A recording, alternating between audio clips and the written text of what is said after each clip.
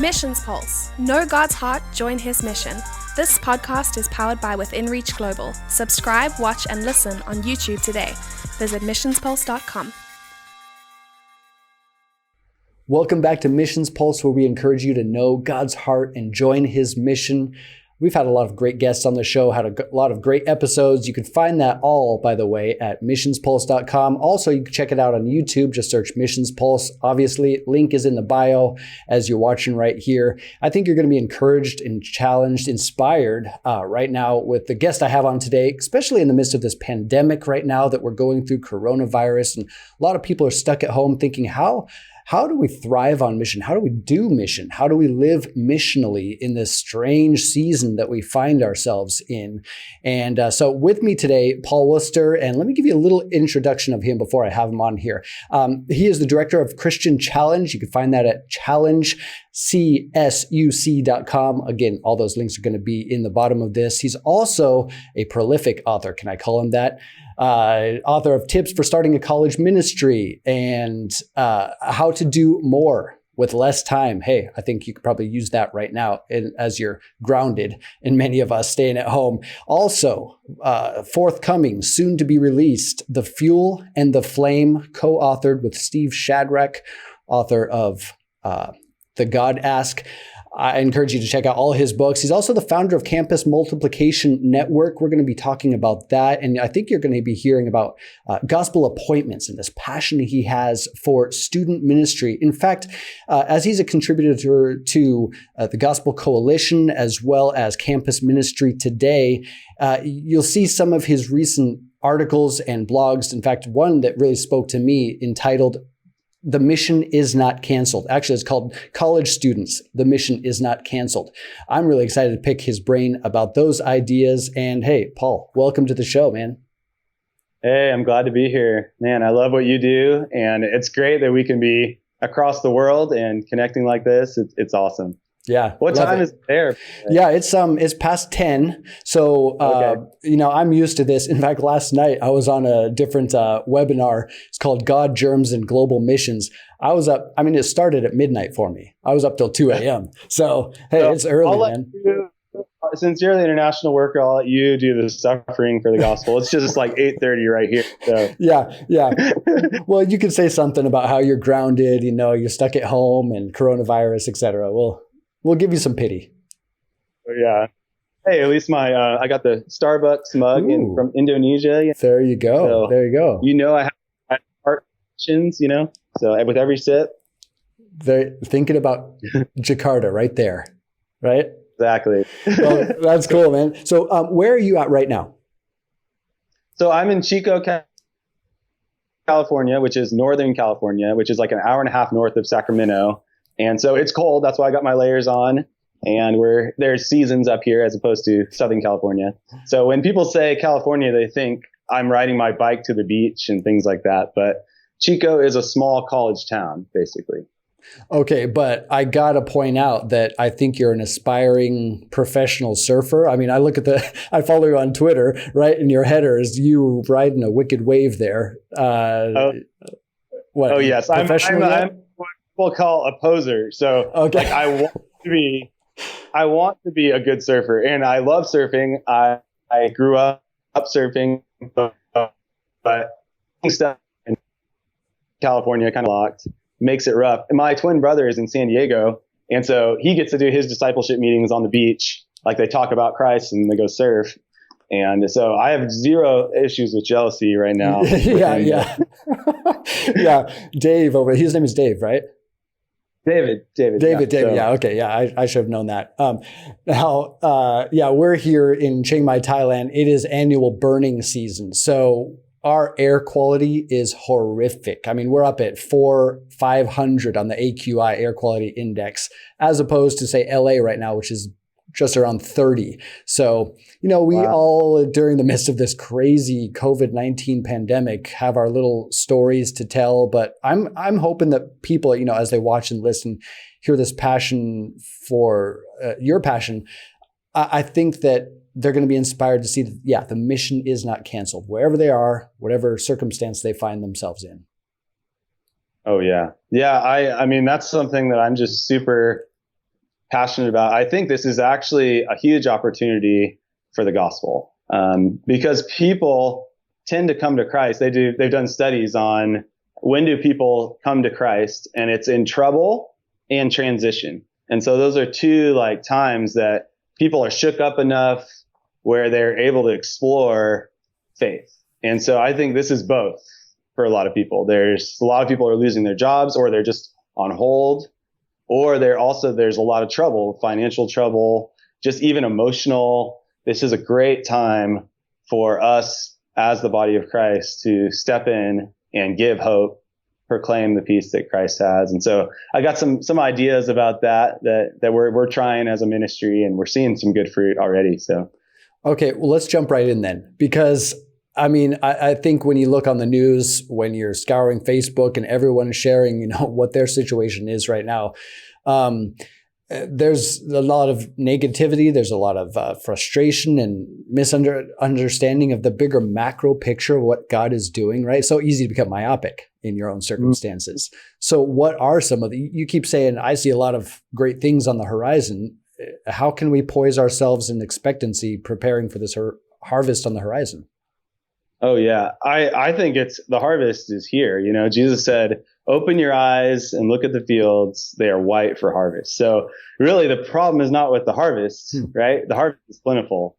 The problem is the lack of laborers. It's just a matter of us thinking a little bit differently. So yes, I agree. Churches should put their stuff online when it's like legal. And I know there's a lot of missionaries and stuff listening. I mean, it may not be wise to put your illegal house church online, but I say it's good to go online. It's good. Like, we're doing a lot of things through social media, but this idea that we're trying is we're starting online discovery groups. So for non-Christians. So now geography is no longer an issue. So we're in college ministry context. So all of our students, we've been really dialed in to reach our campus. So we start Bible studies in different fraternities, sororities, dorms, and they're outreach Bible studies. So they're basically evangelistic discovery groups. So 30 minutes discussing.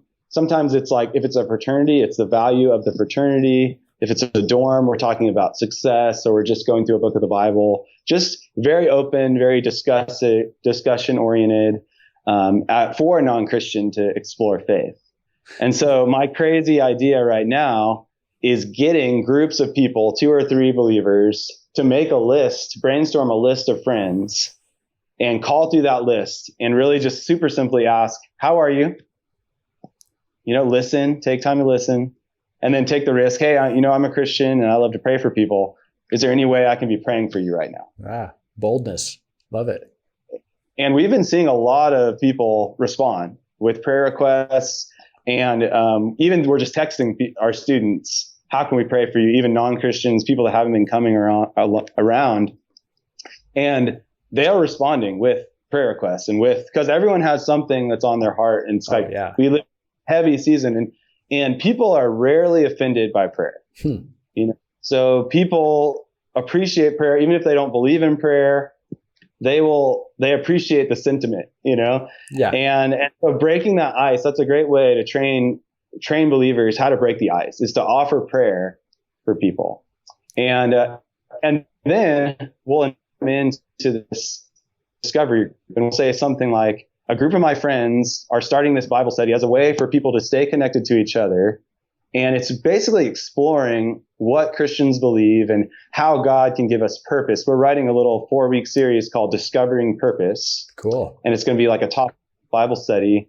And so it's just how does God show us purpose in life? And it's for anyone. It's for no matter what you believe, you can come and you can participate as much or as little as you want. So we're just going to get a few friends together. It's not official, nothing official about it, but we're just going to get together for like 30 minutes on Zoom and discuss that. And so the goal is to get 5 to 10 non-believers in the same room on Zoom from all over. And because we have a lot of students that God's changed their life in the last year or so, and they're sharing the gospel on our campus, but there's almost like a barrier in their mind to go back to their high school friends, to go to their social networks back at home. But now all bets are off. We can go anywhere in the world and we can do that. So we had a girl, we started we have several of these type of groups going. And we had a girl that we led to Christ on a summer mission trip overseas jump back into one of these Zoom calls. And so it's such a joy to see her and to encourage, and then we had our first salvation on a virtual gospel appointment. Yeah, I saw that on your Twitter feed. That was just like yesterday or the day before, right? Yeah. That was, a couple days. April 1 or so as the time of this recording, something like that. Yep, on April 1st. This is not an April Fool's joke, is it? No, Did it really happen? Yes, it really happened. Well, I love this kind of idea that you're given, because I think a lot of churches are going online, right, with their members in the congregation. But it seems to me like because we're forced out of the four walls of Christendom right now, you're thinking even beyond just gathering the local fellowship, going beyond to spheres of influence. People are open to conversations, you're saying, about spiritual matters? Oh yeah. People are really open. People are happy to talk to anyone about anything right now. And so an offer to get together in a group to discuss life and very straight up, we're going to discuss the Bible, what Christians believe. That I think it can work for some people. Some people might not be down, but others will. Well, I like how you're totally gospel centered in this. I mean, you're not trying to beat around the bush and trying to bait people into something and then surprise them once they're in the Zoom meeting. Like, wait, what is this now? I mean, it seems pretty straightforward. But okay, let's take away coronavirus. Let's take away COVID-19, right? I thought we were living in a post-Christian or semi-post-Christian society. How is it that people's hearts are so open to these kinds of things? Oh, yeah, this is one of my questions I love to answer, because I think it is the principle of the harvest, is that in Matthew 9:36-38, Jesus saw the crowds. He had compassion on them because they were harassed and helpless like sheep without a shepherd. Then he said to his disciples, the harvest is plentiful, the laborers are few. Ask the Lord of the harvest to send out laborers into his field. And this is something actually years ago, it was a shift in my mind that happened as I was reading Church Planting Movements by David Garrison. It's like a classic missions book. And this idea of sowing broadly with the gospel, just this broad sowing, sharing with a lot of people, just find the ripe. And that was something that clicked for me. Also read T for T around that time. Yep. And Yinkai. Yeah, David Yinkai. Garrison, maybe. Mm-hmm. David Garrison, Yinkai. And I remember reading those books and thinking, how can we apply that to my context, which is a college, state school, university in California. Yeah. And the principle that God's used the most in our ministry is that this concept of sowing broadly. This whole thing, as we say, the problem's not with the harvest. The harvest is plentiful. Yeah. The problem is the lack of laborers. And so there are people there right now that if someone got into their lives, loved them, prayed for them, and shared the gospel with them, they would come to Christ. So that's just the truth. So what I hear you saying is we often can use this crutch or almost excuse of a post-Christian society and kind of hang out in the background waiting for things to happen. But you're saying we need to open door. You often hear this statement. It says, preach the gospel at all times and when necessary, use words, right? St. Francis of Assisi. Hey, you got to use words, man. I understand what he was getting at, but the gospel comes through human vocabulary. And if it's not contextualized to the hearer for them to kind of catch it, man, how are they ever going to know? Yes. And we love the idea is going low pressure, relational, just, hey, giving lots of people lots of opportunities. And we have no agenda but love, And so when we go out on campus, our goal is to talk to as many students as possible, invite them into our community. And then everyone that comes to like a social, so for example, our college campus has about 16,000 students. Wow. And in the beginning of the school year, we talked to about 6,000 of those. Are you serious? So yeah. So we have face to face. Wow. We call them 30-second surveys. And so it's just a super way to engage the person and discover if they're interested at all in our group that's named Christian Challenge. So they have, so we're not trying to hide anything. Yeah. But we are doing social events, a lot of fun activities. And then we also have a large group meeting. And so they're coming to these social events, and because college students, they're looking for friends and they're looking for fun. And so they want to know where the party's at. So if fraternities can rush, why can't we? Because we want to do. So we did like a bunch of different outreach events, and then at those events, our students and staff would set up gospel appointments. Cool. Yeah. So those are, and basically we just say, hey, it'd be great to get to know you better, tell you more about what Christian Challenge is all about. And you want to grab lunch or coffee sometime? So it's college campus is a great place. It's a recruitment culture. So every club, every fraternity is setting up appointments, and they're trying to make sure you're cool enough to join their fraternity or the community service organization. Yeah. Wants to make sure you're not crazy so you can help sick puppies. It's like, it's part of the culture especially on a college campus. But I think we've seen gospel appointments work anywhere. Is you start a spiritual conversation, and then you take it to this other context, lunch, coffee, tea, whatever culture you're in. And that provides an opportunity where it gives you more time to engage the conversation and slow down and not rush the conversation. And it emphasizes the importance of it also. When I first heard about gospel appointments, it was you and your brother David, I think, expounding on it. And I think you can find it in a number of different places, but where I saw it was gospelappointments.com, I think, right? And in a moment, we're going to give some shameless plugs, find out how to follow you and find all these great resources. My head is kind of ringing right now with all these ideas as you point all these things out. I think it's awesome. Going back a little bit, I love the fact that you're talking multiplication. I don't think we talk so often about addition, right? 1, 2, a family here gets saved, or most of our salvations and new church members are generally disgruntled members from a church down the road, right? We're not talking about multiplicative kind of salvation happening. And so for me, I've been living outside of America for 23 years. So your context is one that I look into from the outside. And I often hear the post-Christian society world, and you're reading books by Yin Kai, David Garrison, T for T, and about multiplication, DMM, disciple making, or disciple multiplication movements. Right. You're saying this is happening. This can take place in the American context, specifically during coronavirus? Oh, yes. And the principles apply. If the principles are biblical, they'll apply. And so we've seen, like, for example, we saw over 150 students pray to receive Christ this school year. And it's been mainly through students leading other students to Christ. Wow. And so that's one of the keys, is that rapid, like Steve Addison says, like rapid mobilization. So our goal is if we lead a student to Christ, we want to train them up, disciple them, help them get to the place where they're sharing their faith within a year, from lost to laborer in at least 1 year. I love that idea. I'm sorry to pause you right there, but when you say that phrase, from lost to laborer within a year, it sounds so Acts 29 to me. Yes. And I love it, because new believers are the best people in the world to share their faith. Totally. Because they have the most non-Christian friends. They don't know it's not normal to share the gospel. Yeah. We slowly learn that over time, right, in the church.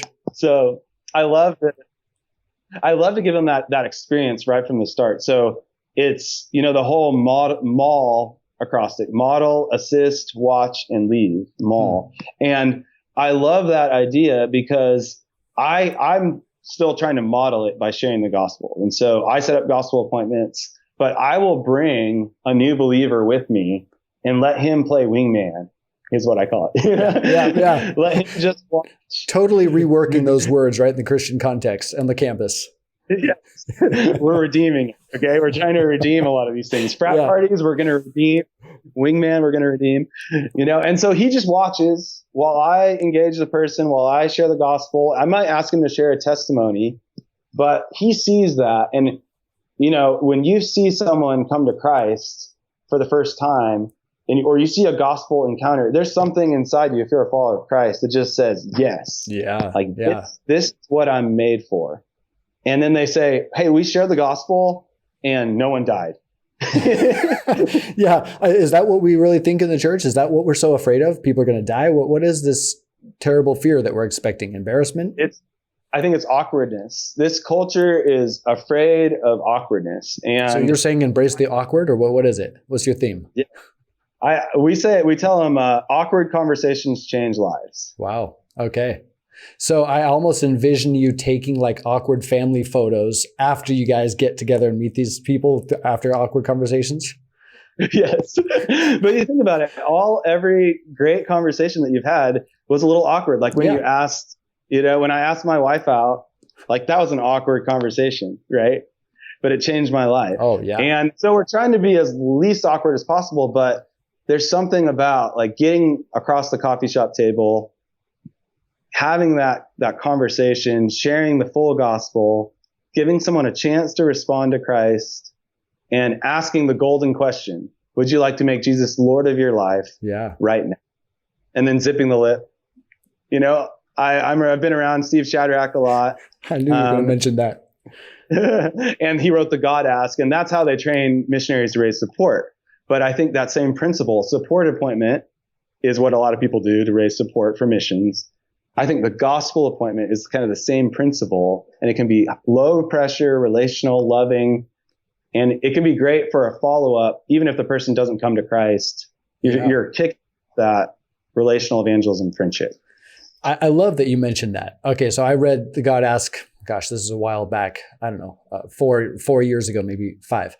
And so that embracing the awkward conversations, I remember the first few, I was in Thailand making phone calls through crazy hours of the night, arranging a trip to America, wherein I would meet with people every hour on the hour. I arrived in Phoenix, Arizona, I think 3 a.m., maybe 2 a.m. My first appointment was 8 a.m.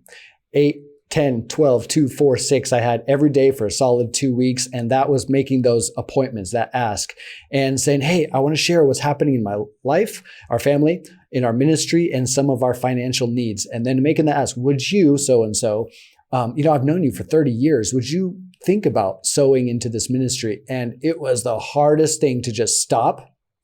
Because I wanted to say, if you feel comfortable, if that's good, I don't want to offend you, right? Just zip the lip and let them respond, allow the Holy Spirit. Is this a time for, translating this now back in the gospel appointments, is this the time where the Holy Spirit kind of is allowed to speak in the awkward moments? Oh yeah. We see people break down in tears. We see people you could see the gears turning, and that is a holy moment that I'm seeing death to life just right before our eyes. Like wow. There's nothing better than seeing that and having a student that you're training. The only thing better than you leading someone to Christ is getting to help someone else catch that bug, because it's evangelistic momentum is contagious. And so when we have students sharing their stories, we get together with our leadership team. They say, hey, we talked to John. This was his story. He's ready. He came to Christ. He's going to get baptized. Like, let's celebrate. That just adds fuel to the fire. Every gospel conversation we have adds fuel to the fire. And so our goal this year is to share the gospel with 1,000 students. Wow. Okay, cool. Face to face. So we talked to about 1,000 to kind of funnel it down, but our goal is 1,000 to share with. No, I love that. With InReach Global Ministry I lead here in Thailand. It was in China for many years, still continued in China with our indigenous missionaries. We call that the big net. That's casting the big net out. You're not going to grab every fish, but the smaller net, the few that remain, I don't even like to consider it the few. When you're talking multiplicative, you can see transformative things happen. I also love that you're saying it's not all about you. It's about empowering that next friend or generation or whatever you want to call it in your context. Mm-hmm. The new believer, again, that's going to be where you see movement happen, is through those newer believers, and us as we lead them to Christ. We're pouring in old school navigator Dawson Trotman style, just discipleship, whether that's a group, whether that's one-on-one, but you're really loving pouring into new believers, and you're finding the ones that want to share their faith, and those are the ones that you pour even deeper in. Like, that's kind of our filter for who we're going to invest in more deeply. Those that move with the movers, or you're looking for people that want to share their faith. And a lot of times those guys or girls, like there's a girl named Sophia that we led to Christ a year after we led her to Christ. The next semester, she led 10 girls to Christ. Wow. She was in the Baptist church, just one after the other. Dunk. Yeah. So, but she just like doesn't know any better. She just like is bold, very invited, and so I think people really overanalyze evangelism. They make it far more complicated than it needs to be. And because I believe that like the gospel can be a great litmus test to see where the person is at. So like the whole Ingalls scale thing, -10 to -0, where 0 is their conversion, -10 is like someone that's absolutely against. The great way to kind of see where they're at is to low pressure, start a spiritual conversation or share the gospel. And you'll know, okay, this is a -4. This person may be close. So I need to, maybe he's open to studying the gospel. Yeah. Maybe we can start this discovery group and engage a process. So it's not either or, relational evangelism or initiative. There's kind of like this middle ground where I try to hang out in. I call it intentional relational evangelism. Intentional relational evangelism. Well, I think when you mention those three words together, it does not sound to me like you're walking around campuses with a placard saying God hates fags, right? I mean, it sounds very different from the horrible examples that we've seen that make the news, right? When it comes to evangelism. Yeah. Yeah. And it's more intentional than just, we try to sow a big net and talk to lots of people, but we also look at the campus, the whole pancake versus the waffle thing, the whole people, where we divide the campus into little niches. So our goal is to start evangelistic discovery groups, evangelistic Bible studies in every fraternity and sorority on our campus. So we have 30 fraternities and sororities. So we're in about 4 right now. But we have little teams of students that are actually rushing fraternities, and they already have friends in our ministry, but they want to go in and they're going to rush this fraternity, and they're starting these Bible studies, and they're having 15, 10, a bunch of different students come to these groups because they're an insider. And so you get into this little niche of people, and you can start a group that way. Okay, you mentioned the pancake and the waffle, but you didn't expound on that. So for those who are watching or listening, like, well, what are you talking about? Kind of break that down for me, because that is something that's very, I think, intrinsic to our ministry at Within Reach Global as well. We're talking about, in our case, ethno-linguistic tribes, right? Gospel-deprived peoples. They're totally unreached, have no access to who in the world Jesus is. How do you permeate any culture, whether it be that one that I just mentioned or college campus in America? What is the waffle pancake deal here?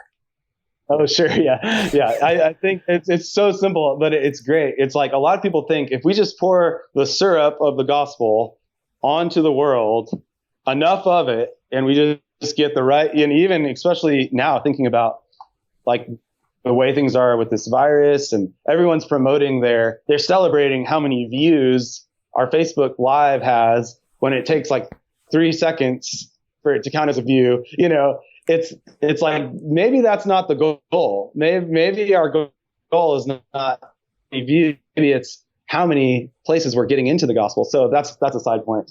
But a lot of people think it's like a pancake. You just pour the gospel syrup on it and it'll just naturally spread out. But it's more like a waffle where you got to get the syrup into every little barrier. There's barriers between people groups, and even in a city or in a college campus or anywhere you are, there's even smaller groups of people in oikoses where there's different kind of networks of relational spheres that you want to send people into, or you want to break into through a person of peace or someone that is going to lend you their access into that group so that you can share the gospel and eventually start a group or a church. Okay, next time I'm at IHOP, I'm going to look at that pancake or waffle way different now. I love the gospel implications there. Finding every group, every subgroup, et cetera, even down to friend relationships or spheres of influence that you're in that no one else can impact but you. Hey, Paul, I'm hearing a little bit of passion as you share. I can sense your excitement. You're super passionate about this. Why? Let's back up a little bit here. Tell me about your story. I mean, what led you to this point that suddenly you're like, man, I got to get the gospel into every single campus, and you're so passionate about, seeing multiplicative or multiplying gospel movements in campuses. Mm-hmm.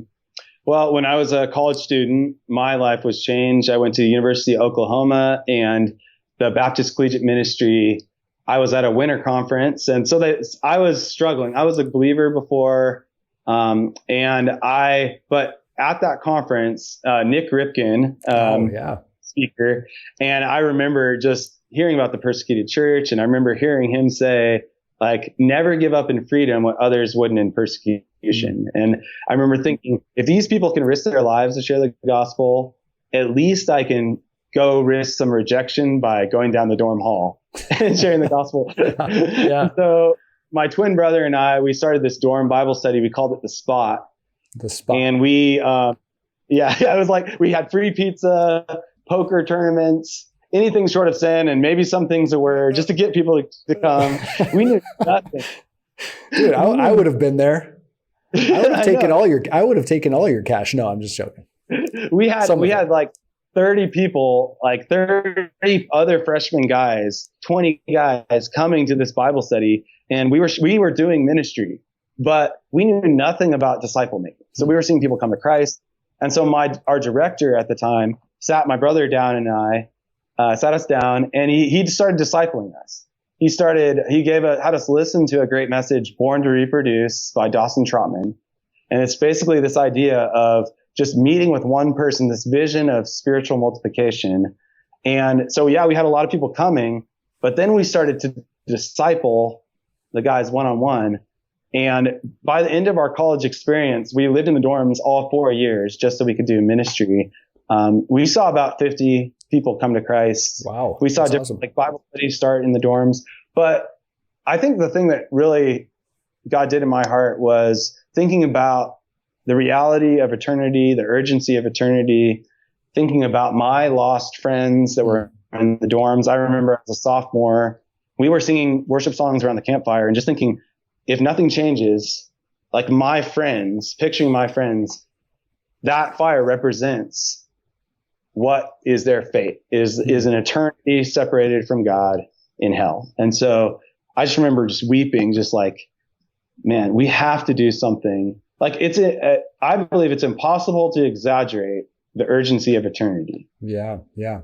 And we don't live with that mindset so often. We don't live with eternity in our minds, in our hearts, right? Yeah. Yeah. It's so easy to let that get into the back of your mind.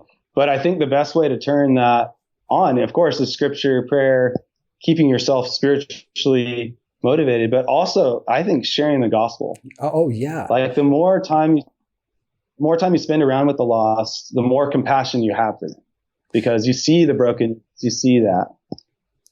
Yeah, so. You're totally speaking my language here. I mean, you think of the motto of Missions Pulse itself: know God's heart, join his mission. It's inevitable, right? When you sense the heart of God, to not include people in that. And as you talk, you remind me of the scripture that says, do not store up treasures on earth where rust destroys, where coronavirus comes in and takes lives. Alternate version, but store up treasures in heaven. And you think of eternity, there is nothing that you're going to take. I mean, I cannot take my phone, can't take my car, my house. I can't take this microphone in my cool studio here in Thailand. There's nothing I can take past those pearly gates besides souls. And if you think of those intangibles, I often think of C.S. Lewis. I read a lot of C.S. Lewis. He impacted my life in many ways. The Great Divorce tells the story of how he takes this bus into heaven, arrives into heaven, and thinking previously, he thought, how solid earth was and how kind of intangible or mystical or misty heaven might be, angels and clouds with harps. Right. But he stepped off the bus onto the grass and his feet were bleeding because heaven was so much more real and palpable than he was. He was a ghost. He was a ghost on the grass of heaven. I think we forget that the intangibles are actually more solid in another dimension that all of eternity is rushing toward, the kingdom of heaven. And when we think with that eternity in mind and souls are the only thing we can take, wow, that's a powerful imagery. Yeah. Yeah. That's the thing we really try to instill in students is the eternal perspective. And so even from the beginning of kind of we're again, old school, the navigators, training objectives. So even in your disciple making, we try to think of training objectives versus lessons. So the idea there is training objectives is you're trying to instill a value rather than just go through a lesson. So we may have a lesson on eternal perspective, but we want to model it. We want to get it into their lives. You almost need to slow down more to really instill values. That's what true discipleship is, right? It's not just a curriculum or a book or a manual that you flip through, done with chapter 1. There's our discipleship lesson, right, for today. Totally. But so much of what discipleship that happens, even in the university context, is very classroom or even just mentorship once a week at Starbucks with coffee. Yep. It's not bringing them into their life. And so we realized if we teach people this we had a summer training program and we were doing all sorts of great teaching, theology, books they were reading, verses they were memorizing. And by the end of the summer, we said, if these people are not having a daily quiet time, we've failed. Wow. We were giving them all sorts of material, but we weren't building in those basic habits because, I really believe you never move beyond the basics. And so you're always instilling those values. And so one of the things we want to see is that urgency in evangelism. And so as a team, you can do that in a ministry, and they need to see it from me. They see me sharing vision. They see me weeping, literally just crying. We have to reach these students, casting vision to our core team.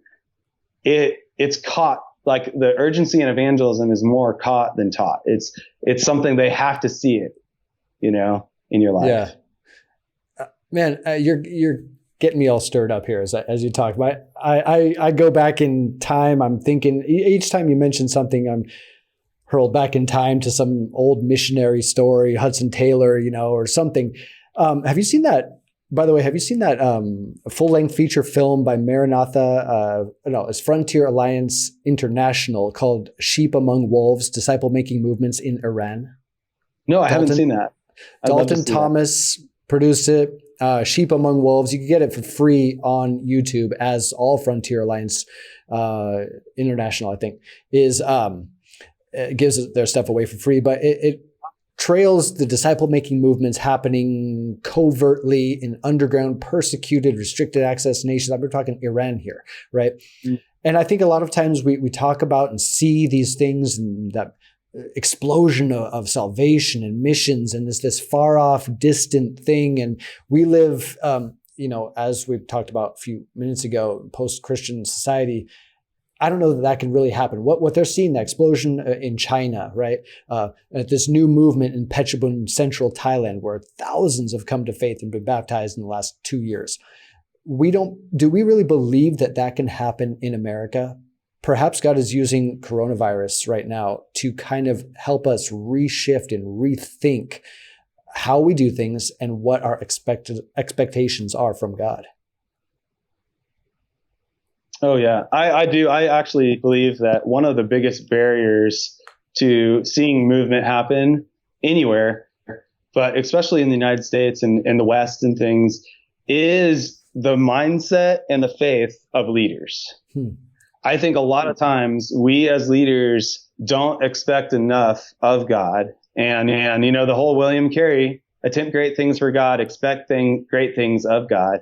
And I honestly, this has been a big battle in my own mind and heart, is as I've pushed our ministry to take steps of faith to reach lost students, it's been a spiritual battle. I've battled with just thinking this is not going to work, or we don't have enough resources, money. I actually have a whole article, like it says 3 lies Christian leaders should silence. And one of them is, I don't have enough, and so there's a lot that God can do with a little.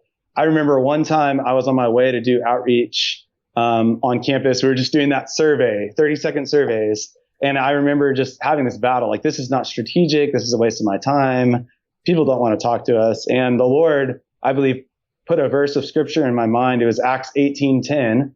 Jesus appears to Apostle Paul in a dream, and he says, "For I'm with you. No one is going to attack or harm you, for I have many people in this city." Wow. Yeah.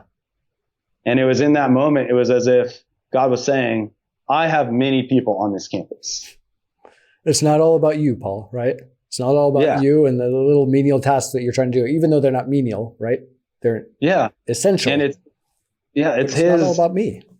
I call it the divine Easter egg hunt. Okay. So there's people that God is working in right now. And we, as the followers of Christ and as laborers, need to go find them. And we have the joy and the privilege to go discover people that he's already working in. Okay, so what's your encouragement? Go find that candy. I mean, basically, we're joining God where he's already at work, right? When I first got to China, it was 1990. Well, first time I ever went was 1995. I was 15 years old, smuggling Bibles from Hong Kong into China, and then moved there in 1998. I was 18 years old. And I joined this apostolic missionary team. And this was our motto. I've said it before on Missions Pulse. This was our missionary motto, right? Exactly what you just said.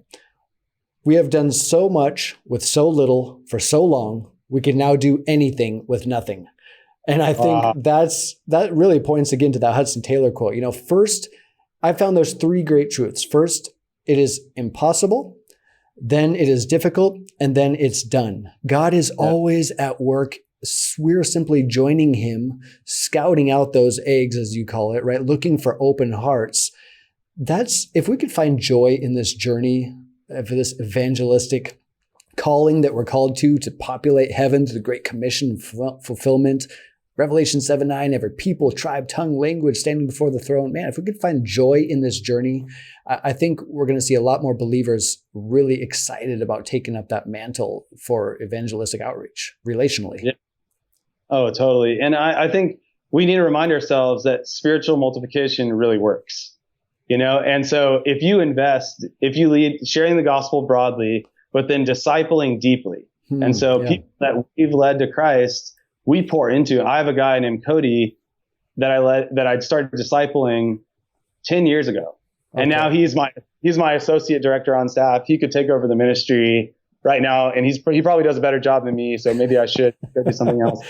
But now we've seen, there's a girl named Mariana that she came to Christ through our ministry. And now she's the most shy person that you've ever met. Like, she's super shy, but she does these gospel appointments. She'll, at the end of a meeting or a small group, she'll walk up to a girl and just say, "Hey, it'd be great to get to know you better, tell you more about Challenge, what we're about." And because she's so shy, she doesn't come across like us extroverts sometimes do, like used car salesman. What is this guy trying to say? But she's just like loving, relational. And she, in the course of her college experience, she was able to sit down with a bunch of girls, and she saw 20 people cross from death to life. That's awesome. And then she started discipling those girls. And then she created a downline of, there's a girl named Kylie, Thea to Christ, which is that girl I was telling you about that led 10 others to Christ. Yeah. And then she led Sarah to Christ. And Sarah has girls. And so they're even just in this 4-year span of a college experience, you can see spiritual multiplication happening in a postmodern party school in California. And so spiritual multiplication will work anywhere in the world. And I love, I love how you don't disclude. In fact, you empower the idea of introverts on mission. I mean, so often we think, well, I'm not the Billy Graham. There's a book called Quiet. Gosh, I can't even remember who it's by. It was powerful, all about the power of introverts.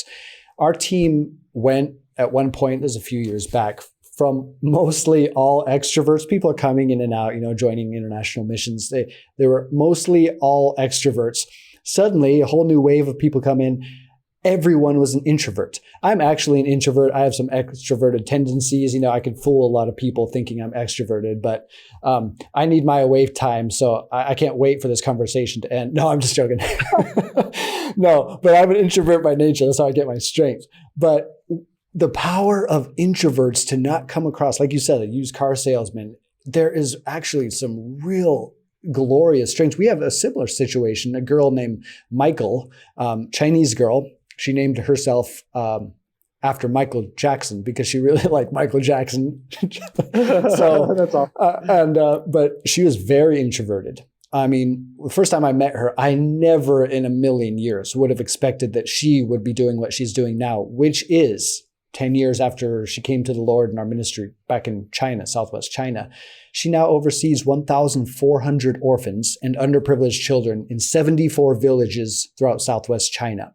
This massive ministry to the poor and underprivileged, all led by this unassuming introvert who is passionate about people. I love that you're empowering this idea. And I think so. Evangelism, like I would say I have the gift of evangelism, but the evangelist role again is to equip the saints to do the work of the ministry. And so our goal as an evangelist is to help people see how they can do evangelism and to put tools in people's hands. So that's where the gospel appointment thing comes in. We have another tool called the 3 habits for everyday evangelism, which is like basically how to make evangelism a lifestyle. And so I have some resources on that. And then we also have a personal ministry target worksheet that helps someone think about their life and their sphere of influence and how they can eventually start an evangelistic group for people in this certain demographic. And so the goal of an evangelist is not just to do lots of evangelism. Yes, we do, but we want to help set everyone up for success, those that don't have the gift, and empower like the new people, the most raw, the new believers. And that's the front edge of movement, is where new believers are sharing their faith and getting people connected to discipleship relationships. Yeah. All right. Well, since you started talking about those resources, I know for me, I could go on all night. In my case, it's almost 11. I'm not worried about the time, but I think that we have talked about a lot, and there's a lot of great stuff. So let's just kind of pause right here and say, people want to follow you. They're excited. They're kind of catching this vision, like, wow, man, I actually think I could do this, or maybe work myself into that awkward conversation. How do people follow you? How do they find the tools and resources you just mentioned? And where can you go? Well, point us in some directions. Give some shameless plugs for your books. Okay, sure. Yeah. So I have, I'm mainly on Twitter. That's where we connected, I believe. Yes. Yeah. On Twitter. And then also Facebook, Instagram. So it's just my name, Paul Worcester. And then I also have a website I'm helping with called Campus Ministry Today. And then there's the ebook, tips for starting a college ministry. If you're in the college, trying to start a college ministry, there's that. And then I also wrote another ebook for campus ministry leaders called Do More with Less Time. And so that's specifically everything that kind of so far has been mainly geared towards collegiate leaders, but then I've also written things on general evangelism, disciple making, and so the new book is The Fuel and the Flame, and that'll be written for college students. But gospelappointments.com is a great tool that can be used in any context. We've seen people do it in the work all over. It's just a simple, reproducible system for discipling people. And then we recently started Campus Multiplication Network with our goal is actually to plant 1,000 new ministries on college campuses across the world. Wow. And so we want to connect with people, train them. And it's a coaching and training. It's basically for collegiate ministry, church planning, or parachurch. The same thing that a lot of church planning networks are doing. We're providing coaching, personal coaching, encouragement, tools, resources, for people that are wanting to start new on a college campus or university campus, a new work. So that's kind of what we just started it pilot year. We have 75 guys and girls that are going through that, that training process around the world right now. So.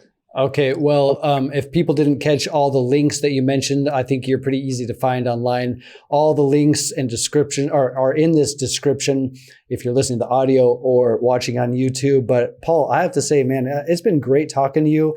Like you said, we did meet on Twitter. I've never shaken your hand. Of course, I wouldn't shake your hand right now in the midst of a pandemic.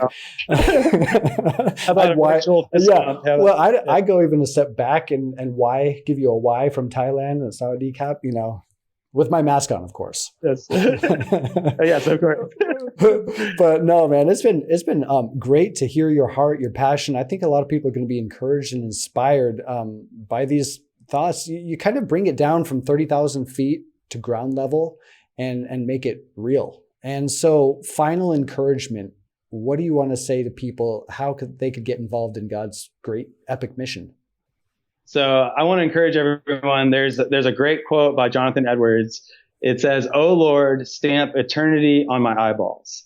And I think that's something we can ask God for, is a vision for eternity, an eternal perspective, and really a compassion for those without Christ.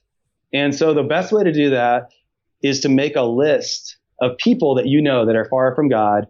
And some people call it the Holy Ghost hit list. and you're praying for people every day, and that'll help you love them more. And then you seek ways to share with them, and then just always be looking for opportunities to share the gospel. And I think God will open up doors for you.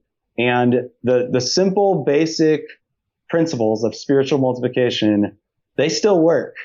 And disciple making is God's plan A. There's no plan B.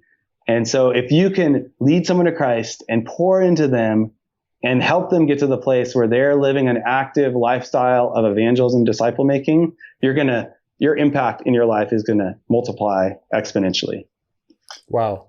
Powerful words. Thank you for that. And just to reiterate a recent article you wrote, again, the mission is not canceled, right? I just really appreciate that encouragement. I'll give you a virtual fist bump. I'll also give you a Y. But bro, thanks for joining me. And thanks for sharing all these things. Pray that you're blessed, and just praying multiplication over you and the ministry God gave you.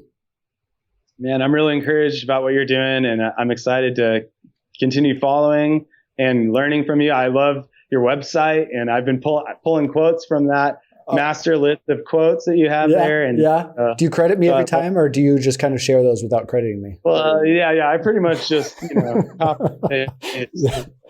You're free to do that. No, for me, there's no copyright. You copy, right? That's how I roll. Yeah. No, well, thank you so much. And you will continue to stay in touch online and hopefully meet someday face to face. All right, man. Thanks a lot. Okay. Bye-bye. Blessings. Missions Pulse. Know God's heart, join his mission. This podcast is powered by Within Reach Global. Subscribe, watch, and listen on YouTube today. Visit missionspulse.com.